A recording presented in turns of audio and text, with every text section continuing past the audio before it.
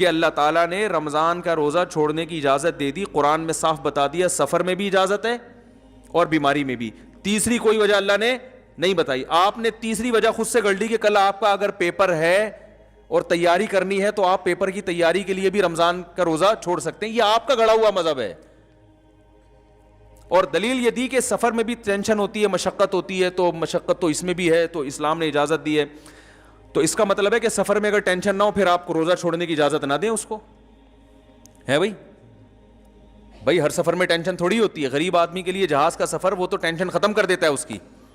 ایک آدمی کو لیاری ندی سے اٹھا کے لائیں آپ جھونپڑی سے, اور آپ اس کو جہاز میں بٹھا دیں, وہ کہے گا ہاں زبردست سفر میں مزہ آ رہا ہے بھائی, اس کو ٹینشن ہوگی. اس کو تو نماز پڑھنے کا پھر حکم دینا چاہیے آپ, جبکہ وہاں بھی کہتے ہیں کہ نماز چھوڑ سکتا ہے, ہم بھی کہتے ہیں چھوڑ سکتا ہے. وجہ اس کی یہ کہ سفر میں اللہ نے چاہے مشقت ہو یا نہ ہو, بیماری میں اللہ نے اجازت دے دی. اس کی تیسری کوئی اجازت نہیں. مشقت مقام پہ جتنی مرضی ہوگی روزہ رکھنا پڑے گا.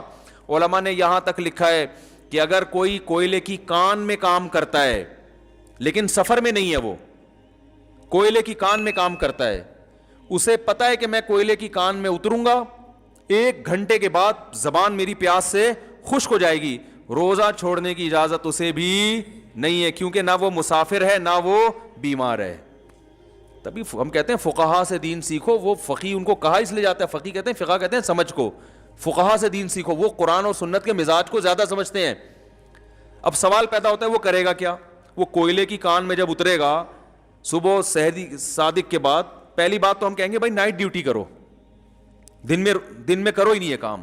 لیکن اگر مجبوری ہے, آپ کو کمپنی اجازت نہیں دے رہی یا جاب سے جانے کا خطرہ ہے, تو پھر آپ کیا کریں گے؟ آپ روزہ رکھیں گے, کوئلے کی کان میں اتریں گے, اور جب حالت ایسی ہو جائے کہ آپ کو ڈر ہو کہ میں یا تو مر جاؤں گا یا بے ہوش ہو جاؤں گا یا بیمار ہو جاؤں گا یا بی پی لو ہو جائے گا یا کوئی بیماری پیدا ہونے کا خطرہ ہو جائے, تو آپ روزہ توڑ دیں. کیونکہ روزہ توڑنے کی اجازت شریعت نے ایسے موقع پہ دی ہے, چھوڑنے کی اجازت نہیں. آ رہی بات میرا خیال ہے. قانون کو فالو کرنا پڑے گا, جتنا بتا دیا اپنی طرف سے گنجائشیں تھوڑی نکالیں گے ہم. علماء نے کیسی پیاری بات لکھی, فرمایا ایسا شخص روز روزہ رکھ کے روز توڑ دے گناہ گار نہیں ہوگا, چھوڑ دے گا تو گناہ گار ہوگا. بات آ رہی ہے سمجھ میں؟ روز روزہ رکھ کے جب حالت ناقابل برداشت ہو جائے توڑ دے, چاہے 1 گھنٹے بعد ہو جائے, 50 منٹ بعد ہو جائے, 4 گھنٹے بعد ہو جائے, توڑ دے روزہ. چھوڑنے کی اجازت نہیں ہے. تو یہ اسلام ہے بھائی, لگے بندے قانون ہے اس کے. دیکھو فجر کی نماز صبح صادق کے بعد ہوتی ہے نا, صبح صادق سے 1 منٹ پہلے پڑھ لی ہو جائے گی نماز. کہ یار ایکچولی آج مجھے ذرا جلدی تھی تو میں آج 1 رکعت پہلے پڑھوں گا, 1 رکعت صبح صادق کے بعد, اور وہ والی ذرا لمبی پڑھ لوں گا. بھائی جتنی بھی لمبی پڑھ لو نماز نہیں ہوگی. آپ صبح صادق جب تک نہیں ہوگی فجر کا وقت داخل نہیں ہوگا. اسی طرح ظہر ہے, عصر ہے, مغرب ہے, عشاء ہے, ہر نماز کا ایک ٹائم ہے, اس میں 1 سیکنڈ بھی. اچھا روزہ افطار کا ٹائم اللہ نے کیا کہا کہ بھائی جب سورج غروب ہو جائے, ٹھیک ہے نا. آپ نے کیا کیا کہ بھائی آپ کسی ایسے کنٹری میں تھے جہاں 18 گھنٹے کا روزہ تھا گرمی کا, آپ نے 18 گھنٹے کی گرمی برداشت کر کے روزہ رکھا, اور آپ نے کہا ابھی 1 سیکنڈ باقی ہے, چلو 1 سیکنڈ پہلے ہی کھا لیتا ہوں, جہاں میں نے اتنا, اللہ اس 1 سیکنڈ کی وجہ سے میرا روزہ برباد نہیں کرے گا. اور آپ نے قیاس یہ کیا کہ 1 کروڑ روپے مجھے کسی کے قرضہ دینا تھا, تو میں نے 99,90,999 روپے دے دیے, 1 روپیہ رہ گیا, تو کون سا وہ کوئی غصہ کرتا ہے یار؟ ایک تو سمجھانا بڑا مشکل کام ہے یار. بس یہ بات سمجھا کے بیان ختم کرتا ہوں. دیکھو ایک آدمی کو آپ نے 1 کروڑ روپے ادھار واپس کرنے تھے, وہ بیچارہ کنفیوز تھا, پتہ نہیں 1 کروڑ روپے میرے دے گا کہ نہیں دے گا, پتہ نہیں یار یہ میرے ساتھ, وہ ہر وقت ڈرتا رہتا ہے نا. ایک دن آپ آئے, آپ نے کیا کیا, اس کو گڈی تھما دی نوٹوں کی, اور وہ گن رہے بیٹھ کے, 1 لاکھ 2 لاکھ 3 لاکھ 99 لاکھ ہو گئے, اب 1 لاکھ باقی رہ گیا نا.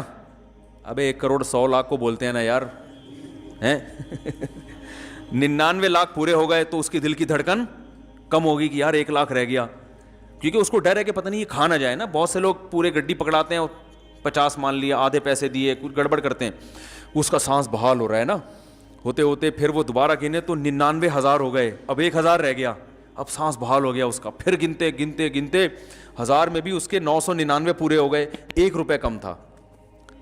تو وہ غصہ کرے گا آپ پہ, بولے گا چل یار 1 کروڑ روپے 1 روپیہ چل چھوڑ. بلکہ آپ اگر کہو گے نا میں گھر سے لے کر آتا ہوں, کہہ رہے ہیں لانے کی ضرورت نہیں ہے یار, چھوڑ بھائی ٹینشن میرے لیے بھی یہاں انتظار میں ٹینشن, تیرے لیے بھی ٹینشن, چھوڑ بھائی بلکہ یہ 5 روپے اور لے لے میری طرف سے. ایسا ہی کرے گا نا, ارے کیا ہو گیا, ایسے ہی تو کرتے ہیں راشن والے. ہم جب راشن لیتے ہیں تو اتنے روپے بنے تو 50-60 روپے وہ چھوڑ دیتے ہیں اکثر, کہ چھوڑو یار جہاں 10-20 ہزار میں 30 ہزار میں 50 روپے کیا, یہی ہوتا ہے نا. تو اب آپ نے کیا کیا, آپ نے یہی قیاس کیا کہ جی آپ تھے مثال کے طور پر ایسے کنٹری میں جہاں 18 گھنٹے کا روزہ تھا اور گرمی کا شدید روزہ, صبح صادق کے بعد آپ کی زبان خشک ہو گئی, آپ روزہ برداشت کر رہے ہو. اللہ کا قرضہ تھا 18 گھنٹے کا نا بھوکا رہنے کا, اب آپ نے 17 گھنٹے گزر گئے, آپ کہہ رہے ہو اللہ تو مجھ سے خوش ہو گیا, میں نے اتنی پیاس برداشت کی, اتنی بھوک برداشت کی, اور کلابازیاں کھا رہا ہوں میں, لیکن میں روزہ نہیں توڑ رہا, اور جا کے نہا کے اپنا روزہ گزارا کر رہا ہوں. اور لوگوں نے مشورہ دیا, کوئی کھجور لا کے رکھ رہا ہے, کوئی 12 بجے دوپہر کو کسی نے جناب کولڈ ڈرنک لا کے رکھ دیا, بھائی توڑ دے مر جائے گا, لیکن نہیں بھائی ہم اللہ کی خاطر روزہ رکھا ہے. ایک گھنٹہ ٹینشن میں گزارا آپ نے, اللہ بھی خوش ہو رہا ہے آسمانوں پہ, واہ بھائی میرا بندہ آج تو نے کمال کر دیا. اب جناب ہوتے ہوتے ہوتے ہوتے 18 گھنٹے میں 17 گھنٹے پورے ہو گئے, 1 گھنٹہ رہ گیا. آپ نے, اب لوگ کہہ رہے ہیں بھائی 1 گھنٹہ بھی کم نہیں ہے, تو مر نہ جائے ہے بھائی, تو یہ پی لے وہ کر لے. نہیں بھائی, جہاں 17 گھنٹے تو 1 گھنٹہ اور برداشت. اب ہے بھی رمضان کا روزہ. اب آپ نے کیا کیا, 1 گھنٹے میں 1 منٹ 2 منٹ 3 منٹ, اب کتنے ہو گئے, 50 منٹ ہو گئے. اب کتنے رہ گئے, 10 منٹ. لوگ کہہ رہے ہیں یار 10, آپ کی حالت غیر ہو گئی نا, بی پی لو ہو گیا, اب آپ مرنے والے ہو گئے, عجیب سی کنڈیشن ہو گئی. لوگ کہہ رہے ہیں روزہ توڑ دے, آپ کہہ رہے ہیں نہیں اللہ کی خاطر, آپ کو پتہ ہے میں مروں گا نہیں, نہ بیمار ہوں گا, یہ آپ کو اطمینان ہے. وہ تو کیونکہ بیماری کا خطرہ ہو پھر تو توڑنا جائز ہے نا, بس کمزوری ہو گئی بہت زیادہ جو روزوں میں ہوتی ہے.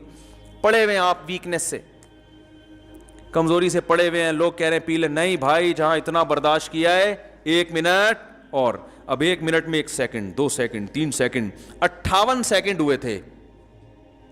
آپ نے کہا جہاں اتنا اللہ کے لیے میں نے برداشت کیا, اب 2 سیکنڈ رہ گئے, اب کھا لو. تو اب اللہ مجھے تھوڑی پکڑے گا, وہ بولے گا جہاں تو نے اتنے گھنٹے میرے لیے بھوک پیاس برداشت کی ہے تو 2 سیکنڈ میری طرف سے تجھے کیا ہیں بھائی, معاف ہے, کھا لے. آپ نے کھا لیا, متذل العالیہ نے روزہ بالآخر کھا لیا. اور جیسے ہی وہ نوالا حلق میں اترا ہے, اترتے ہی سائرن بج گیا, اذان ہو گئی. کسی مفتی سے پوچھو گے نا پوری دنیا میں, وہ کہے گا روزہ بھی گیا تیل لینے, اور 60 روزے بطور سزا کے کفارہ, بولو بھائی رکھنا پڑے گا آپ کو 60 روزے. توڑا کیوں, آپ کہیں گے بھائی توڑا کہاں ہے, 18 گھنٹے میں 17 گھنٹے 59 منٹ 59 سیکنڈ تک تو رکھ لیا نا. تو اللہ ایسا ظالم تھوڑی ہے کہ لوگ ایسی باتیں, اللہ تو غفور الرحیم ہے. اسلام تو ایک وسیع مذہب ہے, اسلام تو ایک پولائٹ مذہب ہے, پولائٹنس کی ترغیب دیتا ہے. اللہ تو رحمان, وہ تو اس کی رحمت کے 100 حصے ہیں, ان میں سے صرف 1 حصہ اس نے زمین پہ بھیجا ہے, 99 تو آخرت میں. تو آخرت میں بخشے گا نہیں, وہ کیا میں بخشے گا بشرطے کے 60 روزے رکھو, صحیح ہے نا, کفارے کے طور پہ. اور پھر بھی رمضان کا ثواب پھر بھی نہیں ملے گا, اس سے صرف گناہ معاف ہو جائے گا, اور یہ والا روزہ اب قیامت تک نہیں آتا, اور اس کی قضا بھی الگ سے رکھو. کسی بھی دنیا کے مفتی سے پوچھو گے, وہ بولے گا بھائی روزہ ختم نہیں, اب نہیں روزہ ہو سکتا. آپ کہو گے یار وہی اچھا نکلا جس نے کم بخت سارا دن پراٹھے کھاتا رہا ہے, روزہ جو چھوڑے گا نا روزہ رکھا ہی نہیں تھا, سارا دن بن کے کھاتا رہا ہے, وہ مفتی سے پوچھے گا تو مفتی صاحب کہیں گے بھائی توبہ کرو, 1 روزہ قضا کر لو, توبہ کرو اور 1 روزہ. آپ کہیں گے یار وہ منتا رہا ہے سارا دن بیٹھ کے. اسلام کا مزاج سمجھ رہے ہو کیا ہے؟ آپ کہو گے یار وہ تو سارا دن منتا رہا ہے بیٹھ کے ہیں, اور مجھے بھی کھانے کی ترغیب دیتا رہا ہے, وہ صرف 1 روزہ رکھے گا قضا, اور میں کتنے 60. یہ تو ظلم ہے, یہ کیسا اسلام مذہب ہے؟ او بھائی اسلام یہی ہے, رکھنا نہ رکھنا بھی جرم ہے, رکھ کے توڑ دینا اس سے بڑا جرم ہے. تم نے رکھ کے توڑا ہے, اب کوئی پہلے منٹ میں توڑ دے یا آخری منٹ میں توڑ دے, اللہ کی نظر میں دونوں برابر کے مجرم ہیں. تو لا کو فالو کرنا پڑے گا, لا میں اپنی طرف سے چینجنگ نہیں ہو سکتی. سمجھ رہے کہ نہیں سمجھ رہے؟ ہاں اللہ نے یہ آسانی دے دی کہ بھائی اگر روزہ رکھنے میں تمہیں بیمار ہونے کا خطرہ ہے تو توڑ دو, مرنے کا خطرہ ہے تو توڑ دو, باقی پیاس ٹینشن یہ تو روزے کا حصہ ہے بھائی. اور پھر جیسے ہی غروب آفتاب ہو جلدی کھاؤ, پھر یہ بھی ترغیب دے دی اللہ نے, دیر نہیں کرو پھر. یہ بھی اللہ نے اپنی یعنی مخلوق پر رحم کیا نا کہ بھائی اور زیادہ ٹینشن میں نہ ہو, اب کھاؤ. تو اور پھر صبح صادق تک کھا سکتے ہو, یہ بھی اجازت دے دی. ورنہ اللہ لمٹ کھانے کی اجازت بھی دے, سارے دن روزہ رکھا ہے تو 2 سموسے کے بعد تیسرے کی اجازت نہیں ہے. کھاؤ بھائی, کلوا مما رزقکم اللہ حلالا طیبا, کھاؤ. تو آسانی رکھی ہے میرے بھائی, لچک نہیں رکھی. سمجھ رہے کہ نہیں سمجھ رہے؟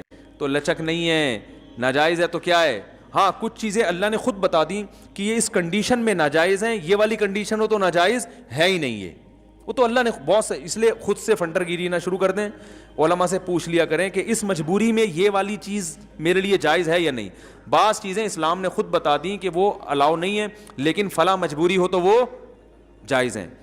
لیکن جن چیزوں کا اسلام نے کہہ دیا غلط ہے, جب سور کھانا غلط ہے نا, لیکن ایک کنڈیشن میں اللہ نے اجازت دی, مرنے لگو تو کھا سکتے ہو. اب کیا ہو رہا ہے, لوگ یورپ میں جاتے ہیں, وہاں ان کو حلال نہیں ملتا تو مشینی ذبیحہ کھا رہے ہوتے ہیں.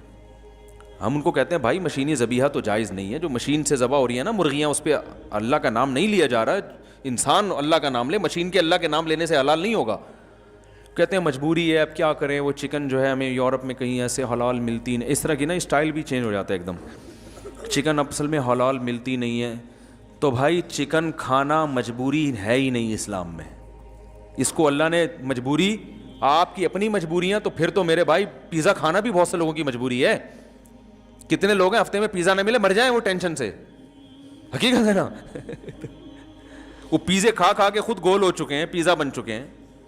تو آپ کی اپنی پیدا کردہ مجبوری ہے.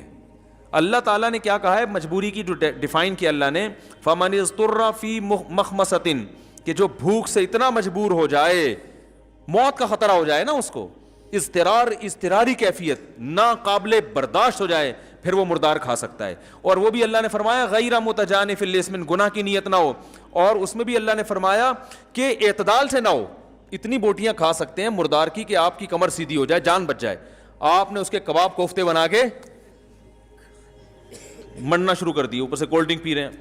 تو جو حرام کھا رہے ہیں یورپ میں, امریکہ میں, یو کے میں, حرام گوشت کھا رہے ہیں اور کہہ رہے ہیں مجبوری ہے کہ چکن اصل میں ملتی نہیں حلال, تو وہ بھی 2-4 بوٹیاں تھوڑی کھاتے ہیں, پورے قورمے بنا رہے ہیں, اس کے بریانی بنا رہے ہیں, طبیعت سے روسٹ کر کر کے کھا رہے ہیں. کہہ رہے ہیں مجبوری میں ہم کیا کر رہے ہیں, حرام کھا رہے ہیں.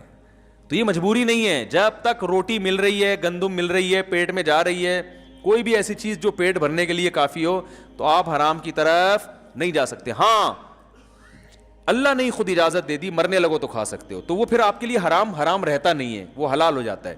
تو اگر کوئی مس گیدرنگ میں, شادی میں آپ نہیں جائیں اور جان سے مارنے کا خطرہ ہو, کیا آپ کو رشتہ دار گولی مار دیں گے پھر آپ جائیں, بھائی جان بچانا ہے پہلے کیا ہے, یا جان سے مارنے کا خطرہ تو نہ ہو, ہاتھ پاؤں توڑ دیں گے آپ کے, ابا آپ کے مار کے ہاتھ توڑ دے گا آپ کے, تو پھر ہاتھ بچانے کے لیے آپ شادی میں جا سکتے ہیں. یا ہاتھ پاؤں تو نہیں ٹوٹیں گے, اتنا زیادہ ماریں گے کہ ادھموا کر دیں گے مار کے, تو بھی آپ جا سکتے ہو.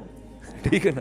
ایسی اگر کوئی کنڈیشن نہیں ہے تو پھر یہ جو ہے نا کہ ایکچولی وہ ناراض ہو جائے گا فلانا, تو اس ناراضی کو شریعت نے مجبوری نہیں سمجھا ہے. اس میں جو ناراض ہو رہا ہے وہ غلط کر رہا ہے.